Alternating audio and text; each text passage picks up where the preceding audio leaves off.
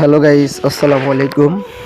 টাঙ্গাইল জেলায় অতীতে যেগুলো শীত এসেছে এবং পড়েছে তার চেয়ে কিন্তু ভয়াবহ অবস্থা এই বছর 2026 সালে যেরকম শীত পড়বে সেটার কিছু একটা নমুনা আপনারা দেখতে পাচ্ছেন। টাঙ্গাইলের বিভিন্ন জায়গায় কিন্তু যে বড় বড় গাছের গুড়ি তারা আগুন ধরিয়ে তারা কিন্তু শীত মানে নিবারণ করছে। আসলেই এতটুক টেলকি পড়েছে টাঙ্গাইলের বিভিন্ন জায়গায়, সেটা মানে ভাষার বলার বাইরে। আপনি দেখতে পাচ্ছেন এগুলো যারা আগুন তারা তাপাচ্ছে, এগুলা হচ্ছে সবগুলো লোকই কিন্তু তারা খেটে খাওয়া মানুষ। আসলেই একটা জিনিস আপনারা লক্ষ্য করছেন কিনা জানি না, যেদিন টেলকি পড়ে এবং অতিরিক্ত ঠান্ডা পড়ে সেই দিন কিন্তু সাধারণ খেটে খাওয়া মানুষদের কিন্তু অসুবিধা অনেকটা বেড়ে যায়।